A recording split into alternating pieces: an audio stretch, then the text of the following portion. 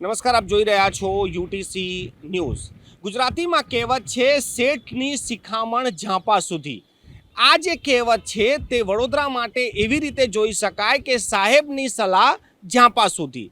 આ અમે એટલા માટે કહી રહ્યા છે કે વડોદરા શહેરમાં જ્યારે પણ ફ્લડ આવ્યા છે ત્યારે રાજ્ય સરકારમાંથી મંત્રીઓ વડોદરા આવે છે, તેઓ સંપૂર્ણ ઘટનાક્રમનું નિરીક્ષણ કરે છે અને ત્યારબાદ વડોદરાના સત્તાધીશોને કંઈક સલાહ આપી જાય છે, પરંતુ આ સલાહ ઝાંપા સુધી જ હોય છે। કેમ કે વર્ષ 2020માં જ્યારે આવો જ ફ્લડ આવ્યો હતો અને તે સમયે પણ રાજ્ય સરકારમાંથી એક બેઠક કરવામાં આવી હતી। મુખ્ય પ્રધાને પણ સૂચનો કર્યા હતા કે વડોદરામાં ફ્લડ ના આવે તેના માટે કયા પગલાં ભરવામાં આવે।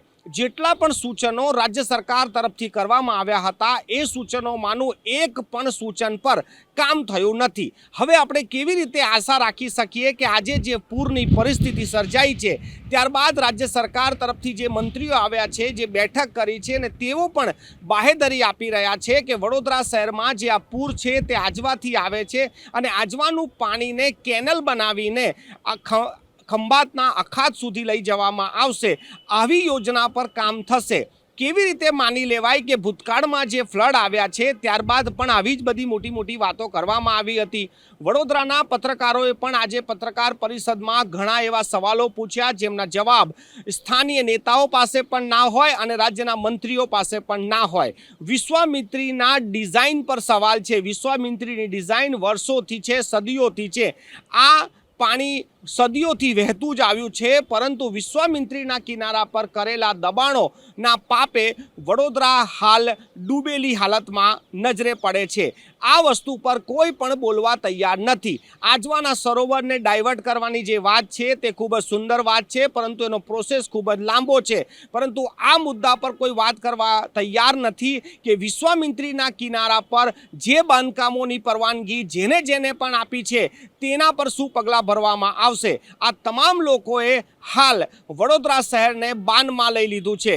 વડોદરા શહેરમાં હાલ એટલા બધા કોલ આવી રહ્યા છે, એટલા બધા મેસેજ આવી રહ્યા છે કે જે લોકો પાછલા 48 કલાકમાં ઘરોમાં બંધ છે કે પછી ઘરોમાં ફસાઈ ગયા છે। કોઈ વૃદ્ધા છે, તેમના માટે દવા નથી, કોઈ નાનું બાળક છે તેના માટે દૂધ નથી।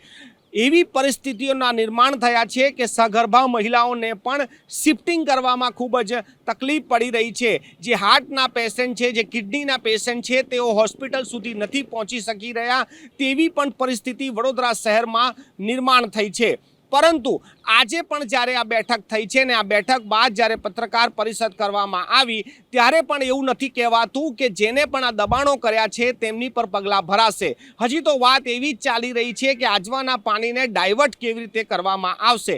આ કોઈ એક દિવસનો પ્લાન નથી, આ લાંબા ગાળાનું આયોજન છે, પરંતુ ટૂંકા ગાળાના આયોજનમાં સૌથી પહેલાં વિશ્વામિત્રી નદીના આસપાસમાં આવેલા તમામ દબાણોને દૂર કરવામાં આવે તો જ વિશ્વામિત્રીનું પાણી જલ્દીથી નિકાલ થાય। બીજી બાજુ જે લોકોએ પણ આ પરવાનગીઓ આપી છે, જે સમયે આ સત્તાધીશો શાસનમાં હતા, જે પદાધિકારીઓ હોય કે પછી નેતાઓ હોય કે પછી અધિકારીઓ હોય, આ તમામ લોકોની સામે એક્શન લેવાવું જોઈએ। કેમ કે વડોદરા શહેરમાં હાલ જે રીતેની પરિસ્થિતિનું નિર્માણ થયું છે, જે લોકો ઘરોમાં ફસાઈ ગયા છે તેઓ જ સમજી શકે છે। બાકી જે લોકોના ઘરોમાં પાણી નથી ઘૂસ્યા તે લોકો તેમની ફિલિંગ નહીં સમજી શકે। વડોદરા શહેરમાં જે આ ફ્લડ આવ્યું છે, આ ફ્લડ જે વરસાદ વરસ્યો છે તે તો કુદરતી છે, પરંતુ પાણીનું નિકાલનું યોગ્ય આયોજન ના કરવાની પાછળ સત્તાધીશોનું અનગઢ વહીવટ છે અને તેના જ પાપે હાલ વડોદરા પૂરગ્રસ્ત થઈ ગયું છે।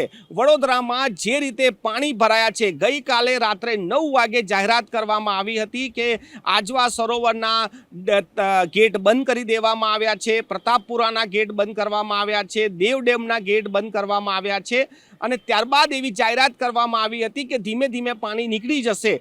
પરંતુ 24 કલાક થવા આવ્યા છે, પરંતુ જે રીતે પાણીનો નિકાલ કરવાના વાયદાઓ કરવામાં આવ્યા હતા એવું કંઈ દેખાઈ નથી રહ્યું। પાણી હાલ પણ એ જગ્યા પર એટલું જ ભરાયું છે। વિપક્ષ સતત સવાલ પૂછી રહ્યું છે, પરંતુ સત્તાધીશો આના માટે કોઈ યોગ્ય જવાબ તેમની પાસે નથી। તેઓ ગેટ બંધ કરવાના મામલે તો તમામ લોકોએ વિડીયો મેસેજ જારી કર્યા હતા, પરંતુ હાલ જ્યારે પાણી નથી નીકળી રહ્યું ત્યારે કોઈ પણ નેતા આ વિશે બોલવા હવે તૈયાર નથી કે એવું તો કયું ગણિત હતું કે પાણી હજી પણ નીકળી નથી રહ્યું. વિશ્વામિત્રીનું જે લેવલ છે તે પણ ઘટી નથી રહ્યું અને આ વડોદરા શહેર જેમ જેમ પાણીમાં ડૂબેલું રહેશે, જેમ જેમ વધુ કલાકો અને વધુ દિવસો જશે, માહોલ હજી ગરમ થશે. કેમ કે જે લોકો 3 દિવસથી ફસાયેલા છે હવે તેમની પાસે જે જીવન જરૂરિયાતની વસ્તુઓ છે તે પણ ખૂટવા લાગશે. અને જે રીતે આજે બચાવ માટેના જે કોલ આવી રહ્યા છે, રેસ્ક્યુ માટેના જે કોલ આવી રહ્યા છે, આ કોલોની સંખ્યા સતત વધતી રહેશે. જે તંત્ર છે, પ્રશાસન છે, જે અમે વાત શરૂઆતમાં કરી હતી કે શેઠની શિખામણ ઝાંપા સુધી, તો સાહેબની સલાહ હવે ઝાંપા સુધી ના રહે અને એ જમીન પર જાય, કામ થાય એવી જ આશા આજે વડોદરા પણ કરી રહ્યું છે અને અમે પણ કરી રહ્યા છે.